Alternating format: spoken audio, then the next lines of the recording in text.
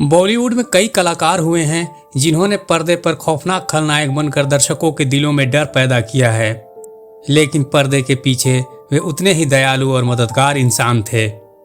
उन्होंने कई सामाजिक कार्य किए, जरूरतमंदों की मदद की और फिल्म इंडस्ट्री में भी कई लोगों का करियर संवारने में अहम भूमिका निभाई। जी हाँ, हम बात कर रहे हैं बॉलीवुड के दिग्गज अभिनेता प्राण साहब की। प्राण का खलनायकी भरा अंदाज, उनकी गहरी आवाज और खौफनाक एक्सप्रेशन ने उन्हें हिंदी सिनेमा का सबसे दमदार विलेन बना दिया था। हिंदी सिनेमा के दिग्गज अभिनेता प्राण का नाम सुनते ही एक करिश्माई खलनायक की छवि उभरती है, लेकिन उनकी लोकप्रियता इतनी जबरदस्त थी कि कई बार वे हीरो से ज्यादा फीस लेते थे। अपने दमदार अभिनय, खास अंदाज और संवाद अदायगी के चलते उन्होंने बॉलीवुड में एक अलग मुकाम हासिल किया। 1950 और 1960 के दशक में जब अभिनेता मुख्य भूमिका के लिए पहचाने जाते थे, प्राण अपने विलेन और कैरेक्टर रोल्स के दम पर दर्शकों के चहेते बन चुके थे। उनकी लोकप्रियता का अंदाज इसी बात से लगाया जा सकता है कि वे कई बार फिल्म के हीरो से भी ऊंची फीस लेते थे, जो उस दौर में असामान्य बात थी, लेकिन इससे भी ज्यादा प्रेरणादायक उनकी दरियादिली थी। प्राण ने कई बार अपनी कमाई का बड़ा हिस्सा गरीबों और जरूरतमंदों की मदद के लिए दान कर दिया। उन्होंने समाज सेवा में भी महत्वपूर्ण भूमिका निभाई और फिल्म इंडस्ट्री में भी कई लोगों का करियर संवारने में अहम भूमिका निभाई। हेलो दोस्तों, स्वागत है आपका हमारे channel Bolly Bio and Fact पर। अगर आपको बॉलीवुड से जुड़ी कहानियां, अनसुने किस्से और प्रेरणादायक जीवन गाथाएं पसंद हैं तो हमारे चैनल को सब्सक्राइब करना ना भूलें। आज की कहानी है प्राण साहब की, जो बॉलीवुड के सबसे आइकॉनिक खलनायक और महान कलाकारों में से एक थे। तो चलिए जानते हैं उनके जीवन के कुछ अनछुए पहलुओं को। प्राण का पूरा नाम प्राण कृष्ण सिकंद था। उनका जन्म 12 फरवरी 1920 को दिल्ली में एक समृद्ध पंजाबी परिवार में हुआ। उनके पिता लाला केवल कृष्ण सिकंद एक सरकारी इंजीनियर थे। प्राण का बचपन दिल्ली, कपूरथला और लाहौर जैसे शहरों में बीता। प्राण ने अपनी स्कूली शिक्षा लाहौर से पूरी की और वहीं से फाइन आर्ट्स में डिप्लोमा किया। उनकी जिंदगी में फिल्मों का हिस्सा बनने की कोई योजना नहीं थी। वो एक पेशेवर फोटोग्राफर बनना चाहते थे, लेकिन कहते हैं ना कि किस्मत हमेशा अपने हिसाब से खेलती है। प्राण की फिल्मी यात्रा की शुरुआत 1940 में हुई, जब लाहौर में उन्हें यमला जट फिल्म में काम करने का मौका मिला। ये मौका भी बड़ा दिलचस्प था।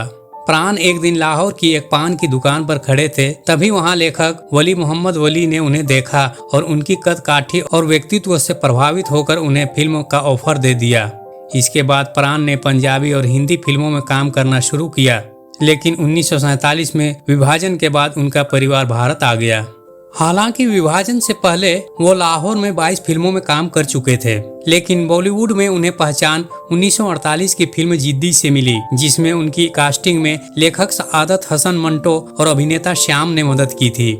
इसके बाद उन्होंने जंजीर, राम और श्याम, अमर अकबर एंथोनी, उपकार, जौनी मेरा नाम और डॉन जैसी सुपरहिट फिल्मों में अपनी अदाकारी का लोहा मनवाया।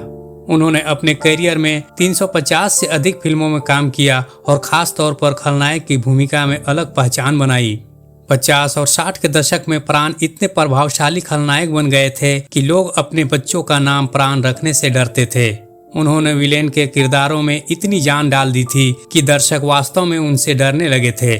प्राण की लोकप्रियता का अंदाज इस बात से लगाया जा सकता है कि 70 और 80 के दशक में उनकी फीस कई हीरो से ज्यादा हुआ करती थी। उन्हें हर फिल्म में एक खास महत्व दिया जाता था। उनकी एक्टिंग इतनी दमदार होती थी कि वे फिल्म को अकेले ही अपने कंधों पर हिट करवा सकते थे। प्राण की असल जिंदगी में उनकी खलनायक छवि का बिल्कुल उल्टा था। वे बेहद विनम्र, दयालु और मददगार इंसान थे। उन्होंने जरूरतमंद कलाकारों की मदद के लिए हमेशा हाथ बढ़ाया। उन्होंने 1945 में शुक्ला सिकंद से शादी की और उनके 3 बच्चे भी हुए। उनका पारिवारिक जीवन हमेशा खुशहाल रहा। प्राण को उनकी अदाकारी और योगदान के लिए कई पुरस्कारों से सम्मानित किया गया। उन्हें 2013 में दादा साहब फाल्के पुरस्कार से नवाजा गया। इसके अलावा उन्हें 3 बार फिल्म फेयर अवार्ड भी मिला और कई अन्य प्रतिष्ठित सम्मान भी उनके नाम हैं। प्राण सिर्फ एक विलेन के रूप में ही नहीं, बल्कि एक सच्चे नायक के रूप में भी याद किए जाते हैं, जिन्होंने अपने करियर में कई बार सिद्ध किया कि उनके लिए प्रतिष्ठा और नैतिकता किसी भी व्यक्तिगत उपलब्धि से बढ़कर थी। इसका सबसे बड़ा उदाहरण 1972 में देखने को मिला, जब उन्होंने फिल्म फेयर जैसा प्रतिष्ठित सम्मान लेने से इनकार कर दिया। दरअसल फिल्म बेईमान के लिए प्राण साहब को सर्वश्रेष्ठ सहायक अभिनेता के पुरस्कार के लिए चुना गया था, मगर जब प्राण ने देखा कि कमाल अमरोही की क्लासिकल फिल्म पाकीज़ा को एक भी पुरस्कार नहीं मिला है, तो वे काफी दुखी हुए। उन्होंने अपना फिल्म फेयर अवार्ड वापस भी कर दिया। दरअसल यह फिल्म निर्देशक कमाल अमरोही का सपना था, जिसे पूरा होने में करीब 15 साल लगे थे।